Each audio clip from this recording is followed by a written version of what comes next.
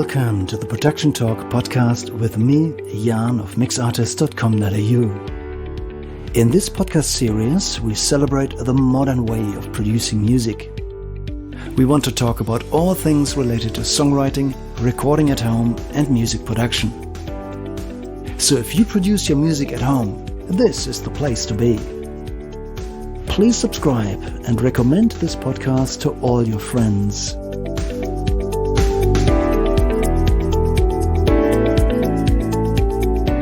This is the Production Talk podcast, episode 64. Welcome back to another episode of the Production Talk podcast. At the beginning of this episode, as always, I would like to acknowledge the traditional owners and custodians of the country that I'm recording this interview on today, the Arakwal people of the Bundjalung Nation, and I would like to express my thanks and gratitude and respect to elders past, present, and emerging. With us today are two phenomenal musicians from the Northern Rivers. With us is Felicity, LAWLESS, and ELENA, MARCIGOT. Welcome on board. How are you today? Excellent, thank you. How are you going? I'm going really well. Hi, Jan. Hey, ELENA. It's been a while. I'm just trying to think about how long it's been since I've seen you both. So, ELENA, I think maybe a year or two, but Felicity, I think it must have been 2019 or so, or have we seen each other since? I'm not entirely sure. Help me out, please. It's been a while, isn't it? I feel like I saw you last time at the Billy Nudgel Hotel doing sound for some afternoon. That was a fantastic show that you played there. Yes, that was definitely a show that I remember. That would have been February 2019 then, so it's been a while. Everything is different since. So how have you been since? How did you get through the COVID years? Yeah, look, I hadn't had a holiday for a while, so it was nice to have a bit of a break. Definitely missed playing shows, but also just really loved the time. I have been doing some big missions on some classical and flamenco pieces, which takes a lot of time. So it was cool to have, more time just to play the guitar before just playing. Excellent. So use the COVID times to literally practice your skills. Yeah, and very relax. Good. That's great to hear. Yeah, excellent. The best way to use the time. Yeah. And what about you, ELENA? Yes, I definitely also missed a bit the shows during the COVID time, particularly full band shows. They just disappeared like flies in the air. But yeah, it was a good time to compose and start new collaborations. Particularly with Felicity, we've actually composed a few songs during that period. So excellent. It was less performative and more creative in a way. And practically speaking, were you able to see each other during the lockdown periods, or did you collaborate remotely? No, we lived together, so it was very easy to. That's why we started collaborating even more than before. Yes. Perfect. So pretty much a musical powerhouse. Yeah. That's really nice. Cool. And no access to our other projects. So we played with each other more, which turned out to be a great thing. Excellent. And Felicity, can you please introduce the rest of your band? What other musicians do you collaborate with? Okay. With my band and on my albums, I've collaborated with Scotty French, Jeff Green, and Regitron Layer from the Gold Coast. So Scotty runs his own recording studios at Love Street. And, Jeff is really well known as a drummer from George. They're amazing. And then, really, like Elena said, when, everything went weird, I just really started playing more solo duos with Elena, who goes by the name MsEleneous. The Felicity, LAWLESS, and MsEleneous thing, and then with Black Rabbit George as well, which is more of a guitar show. So yes, yeah, and that's who I'm collaborating with. That brings us to your latest single, your single Zarma. Is that, if I pronounce this correctly, is that a yes, collaboration? Yes. Yeah, correct. It's phenomenal guitar work. So that is really, really outstanding. Tell us more about that. So you play guitar, you sing. Do you play any other instruments? Myself, I play piano and drums, but at the moment I really just play a lot of guitar. Lovely. But yeah, on that is a collaboration with Black Rabbit George, Paulie George, and it's mainly just guitar. It's where we get just to play our guitars, and I'm playing cajon on it as well. So there's no vocals. It's just purely instrumental, which was something we were both pretty excited to do. Nice. It sounds absolutely phenomenal. Thank you. It must have been a bit of a piece to produce and record. That's, really complex musicianship. Yeah, well, we did it quite quickly, actually. Yeah. Oh, you did it quickly? I wouldn't have guessed so. Yeah. Tell us more about the circumstances. Where did you record it? How long did you work on the songwriting? How did the song come together? Well, Black Rabbit George recorded it, who's the other performer on it. And we basically just got our favourite microphones and our favourite guitars and,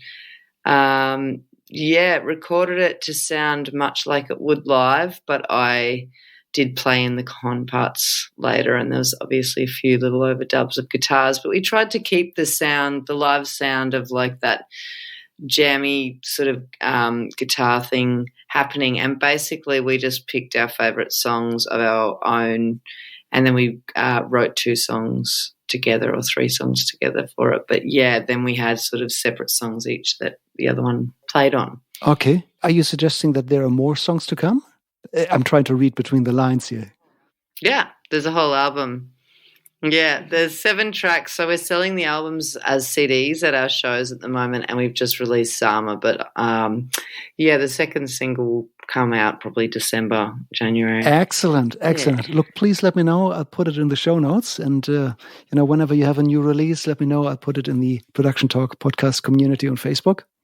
Happy to make some noise there for you, of course. You. Elena, over to you. Tell us about your musical career and the instruments you play. Well, yeah, my career started quite young when I was 10 with the clarinet. That was my first baby.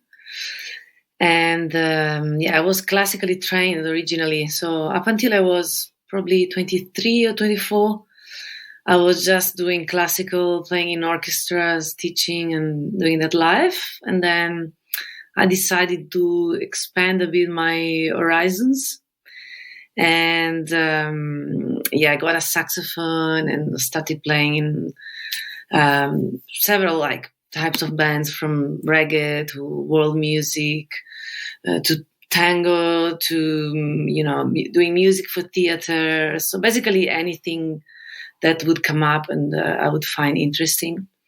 And when I moved to Australia 12 years ago, for about 5 years, I had my own project when I was living in Sydney. It was a reggae band at the time called Travellers. It doesn't exist anymore. And then I moved up to the Northern Rivers, and since then I've had the honor to collaborate with really, really good artists. Felicity, obviously, is one of them, I would say the main one at the moment. But I also play with Sky Eater, Jesse Morris Band. Recently, I've recorded a couple of singles with Psy Galaxy, which is more like electronic music. Meninas da Lua, Batala, Hayley Grace, and I think I'm missing more. Okay. We actually both recorded. We both collaborated just recently with a Gold Coast singer, Katie Hu, as well, which was pretty magic. That's going to be coming out, I imagine, before the end of the year. Lovely. And that was pretty cool. Again, please keep me posted. I'd love to check it out. You said you play the clarinet, and did I miss any other instruments there? Yeah, clarinet, saxophone, tenor and alto, and flute as well. Flute as well. It's a recent one. Nice. And yeah, that's the latest one. And I collaborate with backing vocals as well. Of course. And the egg. Let's not forget the egg. That's the hardest one of them all. Sorry, which was that? The egg. The egg shaker, of course. Yeah, such a simple. That's the hardest one. It is, isn't it? Isn't it? It seems so easy for everybody, but there are few people who do it well. And they're, sometimes few and far trickier than it looks. Yeah, that's so true. That's so true. Lovely. Elena, we've worked together in the studio before, and I noticed you as, this big ray of sunshine every time you come through the studio door, and you always nail your takes. And we recorded so many different songs for Jesse and so on. And I remember that we worked particularly quick most of the time. It was never a painful process with you. Yeah, that is rare. It's rare. What's the secret? What's the secret? A lot of people have a fairly frustrating experience in the studio. What do you do differently? Well, I guess, be slightly prepared. So, know the track that you're going to record. But also being in the moment. Don't overthink. Try to be present. Focus always on the breath and on the magic of that specific moment, and be confident that whatever comes out is going to be the best that you can ever do. Okay, so it's a mindset thing. Yeah, I would say so. Okay, and do you find it difficult sometimes to block out, all the things that occupy our minds usually, the busy life that we have outside the studio, to switch into creative mode? Is that something that comes easily to you? But yeah, mostly. Sometimes I overdo, buzzing around and, doing live and playing and seeing friends, etc., etc.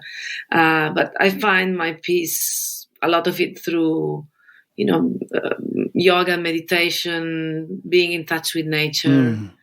And recently I'm learning how to actually be able to stop and to listen and to rest. And so create from a space of stillness and silence as well.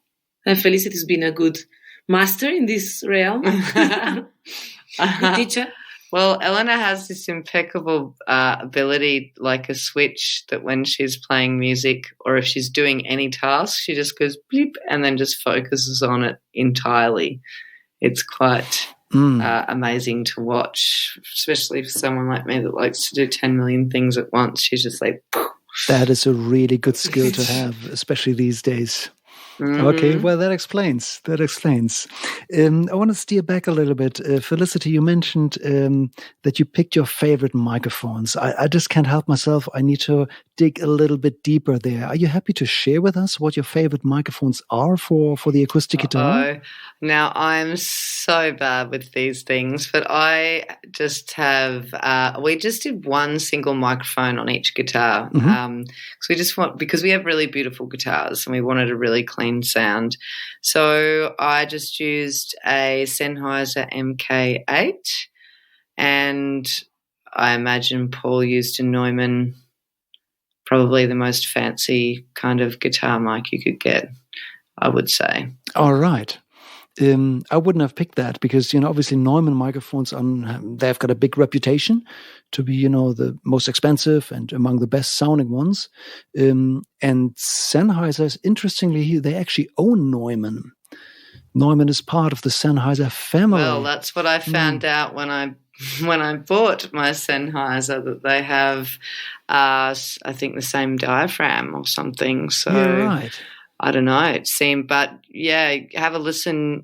Yeah, so I did all my guitar parts with my microphone and he did all his with his. And yeah, there's definitely a different sound, but we do have a different sound anyway because I'm playing more of the warmer stuff, some rhythm stuff, some lead, but I'm going for a warmer tone, whereas he goes to really cut through, sharp and very clean. The sharp right tone. Yeah, right. Yeah, so we are going for a bit of tone. So, but also, yeah, I mean, that did the job. The MK8, I was quite happy with the sound of my guitar. I've used the MK8 myself, and now when I first looked at it and looked at the price tag, I assumed that, Sennheiser now venture off into the budget market and it would be a budget microphone and sound like one. But when I closed my eyes and listened, I didn't get that impression at all. So it actually is a very detailed, beautiful microphone. So I think it's very simple, beautiful. Yeah, just gets a clean sound. And Yep. if you've got a beautiful instrument, that's really all you need, I think. I guess so, yeah. Once you've got a beautiful guitar, it almost doesn't matter, how you place your microphone, or even the cheaper microphone will still sound phenomenal if you've got an amazing instrument. Tell us more about your guitar then. I have a beautiful guitar. I'm completely in love with it. It was made by a guy called Strato Anagnostis, who is in Toronto, just north of Sydney, like Newcastle area. And what I just love about it, he made 2 guitars for me and actually one for Paul as well, Black Rabbit. And he used that for many, many, many years. He's not using it now. And he hand makes them, and he's in love with flamenco and classical and all sorts of like kind of nylon strings predominantly, but he does steels as well.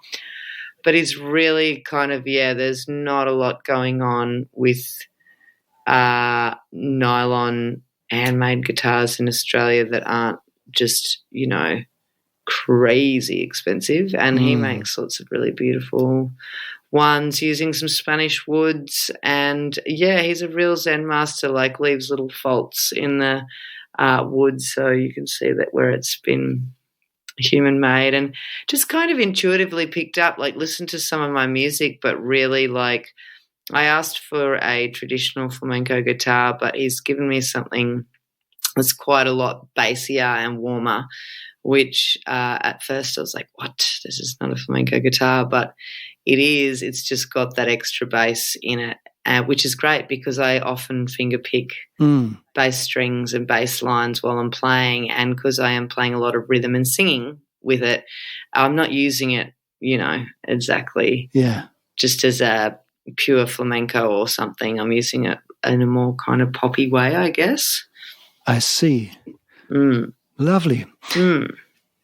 Elena, what about your collection of instruments? You mentioned you've got saxophones. Can you explain what instruments you have and, what you like about them, why you picked them? Yeah, well, my clarinet is a Buffet Crampon, so it's a French brand, probably the most famous for clarinets. And I've had it for a very long time, actually, for about 23 years. Wow. So that says a lot, on the quality of the instrument. And because it's wood, it kind of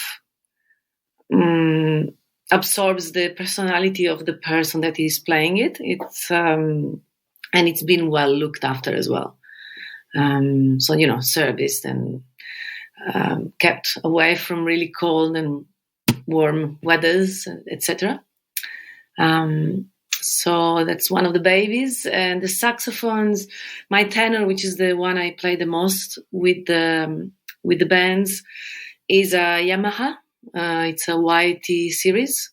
So and it's silver. That's I really enjoy the color is different from a lot of other saxophones, and it's quite.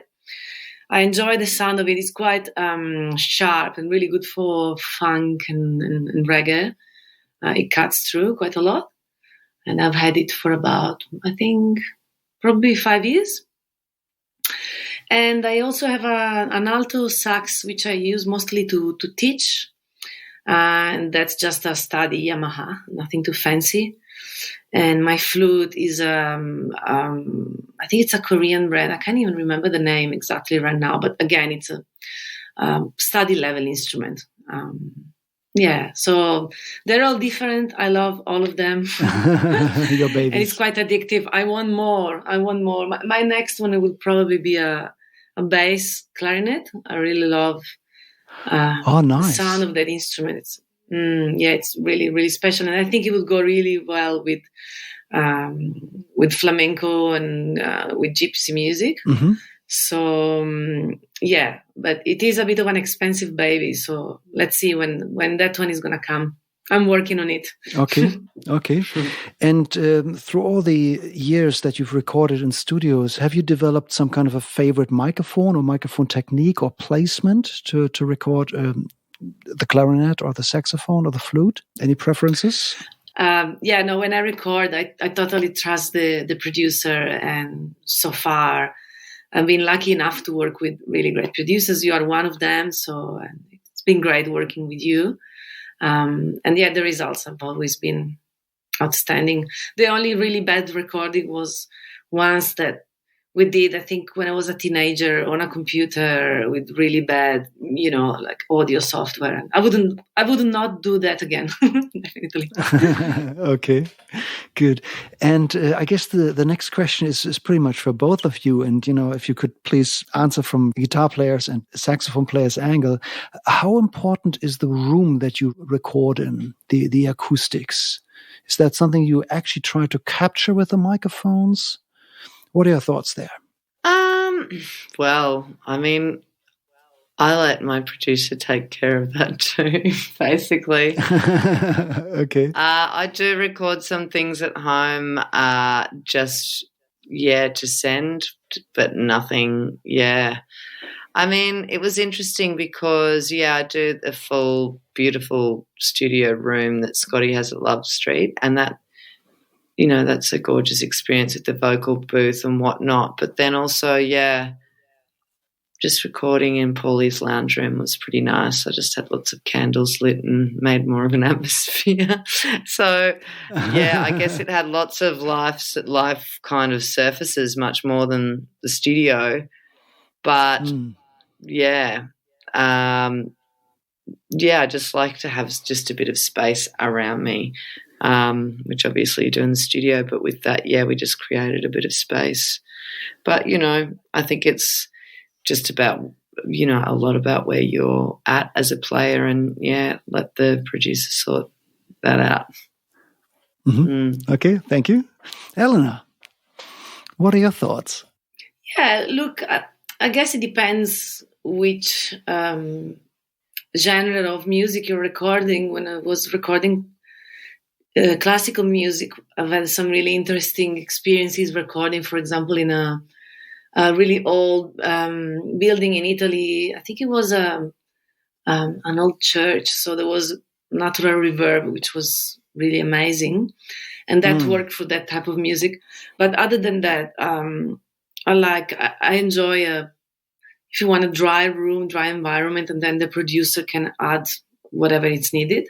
And recently I've recorded in a studio, but a home studio, and that has been also a great experience at TK's studio, because it was more homey, if you want, so less intimidating, and we could just chill, cook some food, have a tea, have breaks, play with the cat, roll on the floor. So that was, that made me feel really at home, Of course. But, big shout out to TK, Tom Kelly, who was on the podcast in episode 11.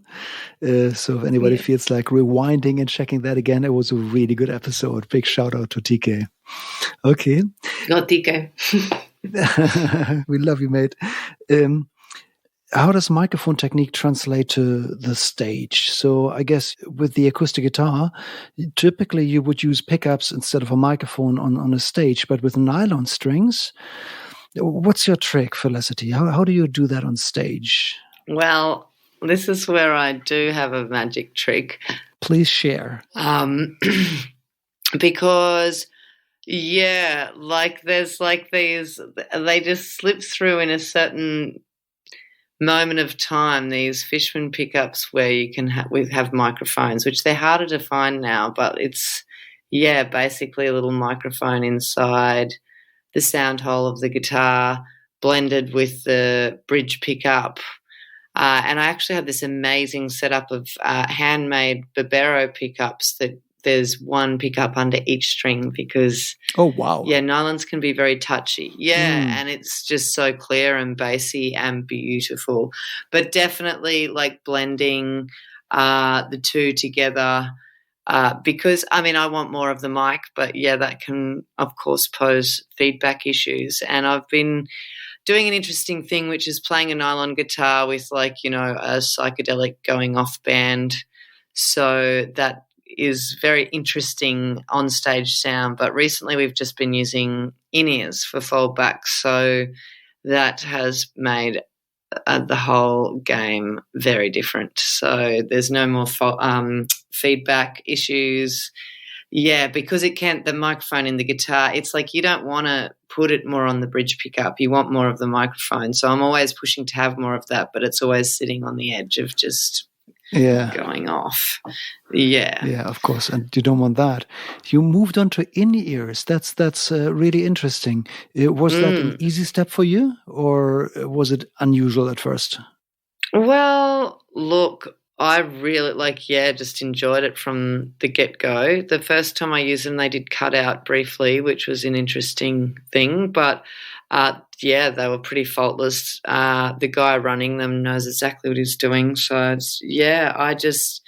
the last few times I've used them, I love them so much. It's like you're in this little bubble of perfect sound, which, when you've played a lot of gigs in so many various places, which I have, I could not describe the variance of difference between all the different venues I've played, you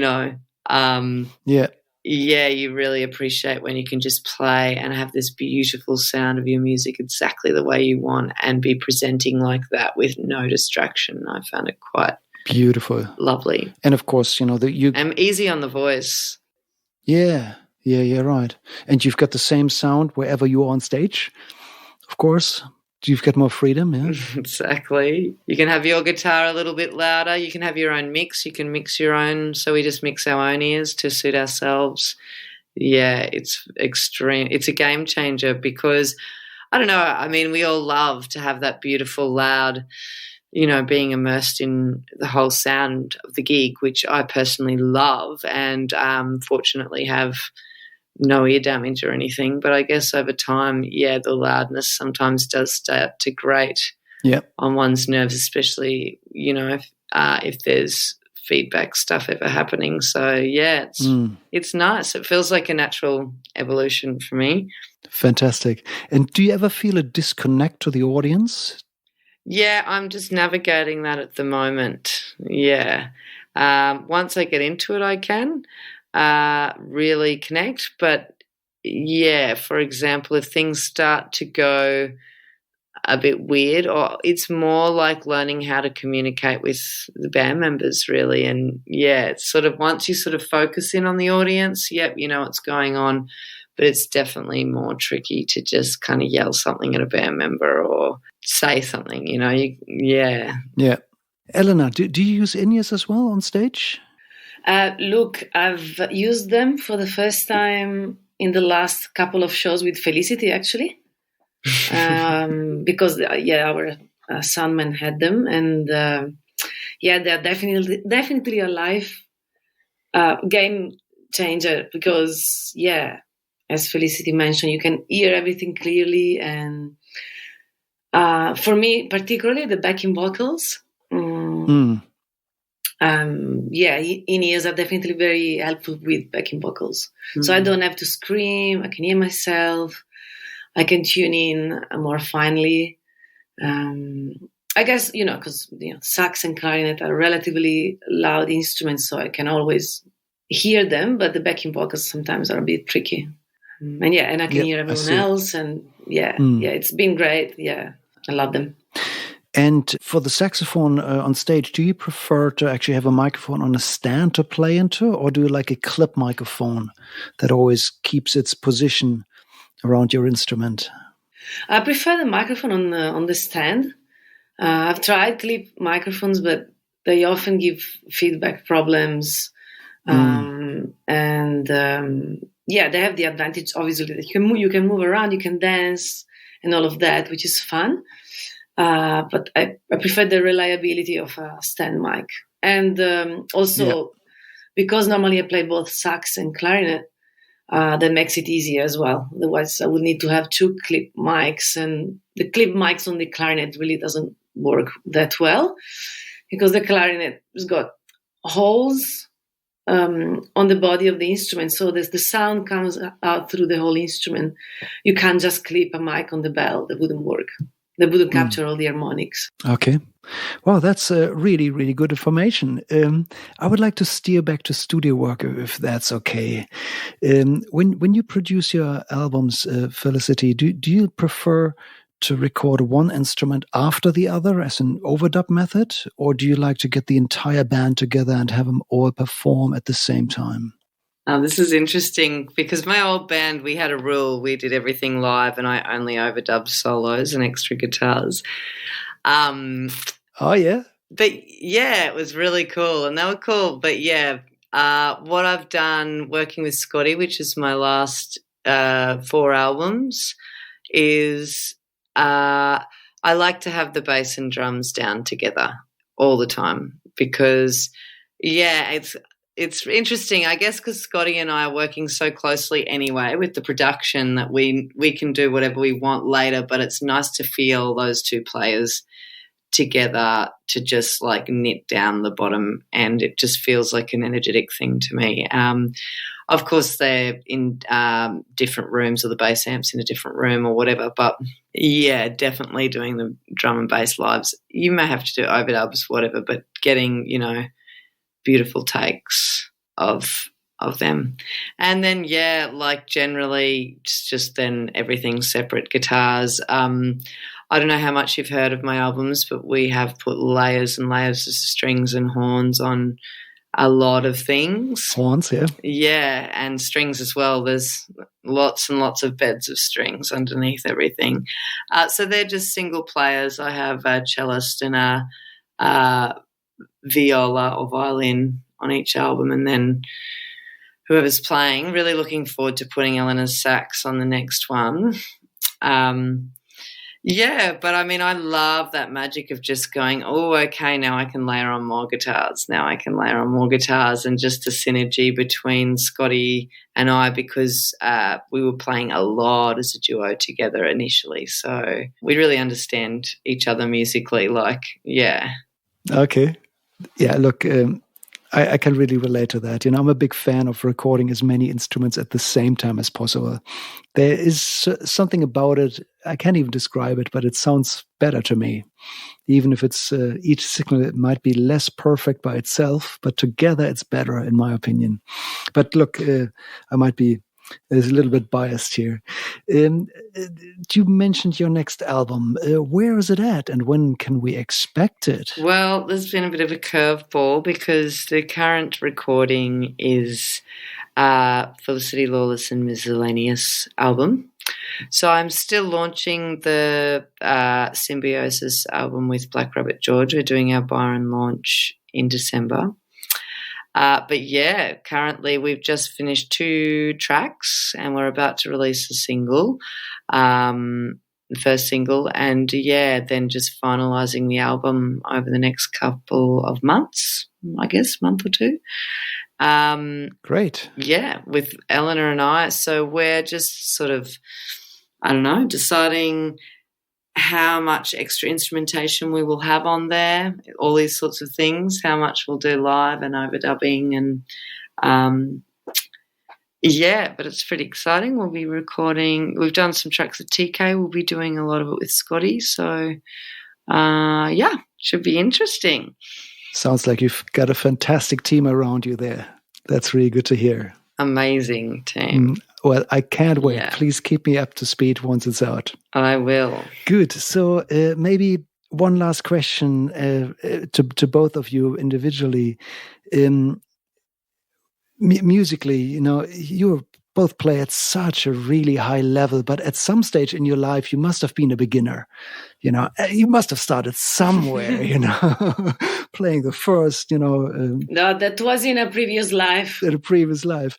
Look, if I still feel like a beginner. Ah, come on, Felicity. You're a bit of a goddess on the guitar. You definitely are. If you could speak to... But this is the thing that you realize with guitar. It just gets, the more you know on a guitar, the more there is to learn. Yeah, I guess so. It's such an interesting instrument like that. Look, if you had the chance to speak to that person you used to be a long time ago, the beginner, the person who just picked up their instrument and just learned to strum or to play a couple of notes, what advice would you give that person? I will tell them, trust the process and dream high. Anything is possible. Nice. Well said. Thank you. Felicity.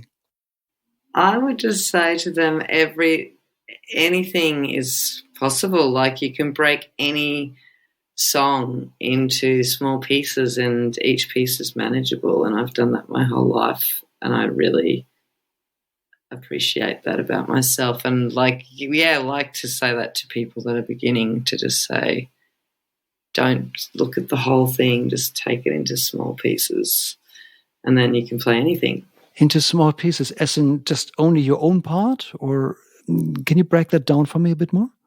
Well, I think a lot of things, like I was really obsessed with some crazy stuff when I was playing piano. I loved Beethoven piano sonatas and like the music I like now on guitar, as well as my fun stuff and the reggae and the world fusion. I really love, some wild classical pieces and flamenco, which is really challenging. Like, it takes a lot of time. My guitar teacher used to say to me, if you want to be any good as a classical player, you need to be playing 8 hours a day. And I was just like, well, oh, wow. I don't think I've got that's what he was doing. It was wild. And it was like, just to maintain repertoire, to, I think, memorize that much stuff. And then, so it's like, what else do you do? So, but a lot of those big pieces you look at and go, wow, like, how could anyone ever play that? But when you break it into the little parts, they're all quite manageable. You just do one little chunk at a time, the smallest chunk, Yeah, got it. So you take a complex piece and break it into small little chunks of a few notes at a time. Yeah. Cool. And then you put it all together. That makes a lot of sense. That's a really good way to look at it. Nice one. Last question for today. People who are now curious to find out more about your band, Felicity, where would you direct them to? What's the best place to find your music? At felicitylawless.com.au and also on Facebook and YouTube, just under Felicity Lawless. And there's heaps of different cool things. I'm so proud of all the beautiful people I play with on there. My band is on there. Lots of stuff with ELENA, lots of stuff with Black Rabbit. Yeah. And there's also things on Spotify. Beautiful. Thank you so much. Pleasure. I will put all the links in the show notes. So if you listen to this episode and if you're curious to find out what Felicity and ELENA are up to, go straight to the show notes, scroll down, click the link and check out the website. And if you can, buy their records. If there's any merch available, buy t-shirts. Have you got t-shirts available? Yes, with a beautiful crow escaping its cage. Fantastic. Oh, that's a beautiful image. I like that. ELENA, Felicity, thank you so much. I really appreciate all the wisdom you shared today. So thank you so much. I really appreciate that.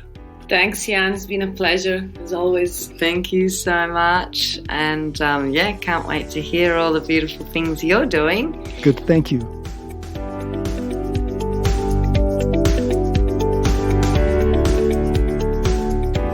This was Felicity Lawless and ELENA MARCIGOT, also known as MsEleneous, on the Production Talk podcast. Thank you two so much for sharing all this wisdom with our listeners, and I really appreciate having you on board.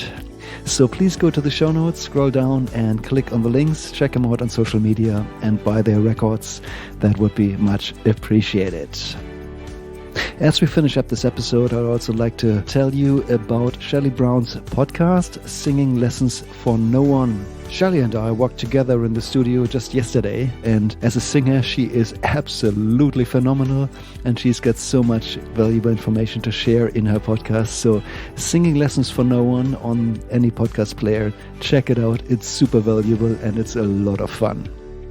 If you want to reach out to me, you can of course do so via my website mixartist.com.au. That's a place where I offer online mixdown services for anybody worldwide. as well as studio recording services on the east coast of Australia. This studio is mainly suited for band recordings and to record in our rhythm sections all together across our 3 live rooms. So if you need any help, please reach out to me. I'm looking forward to hearing from you. And that's all for today.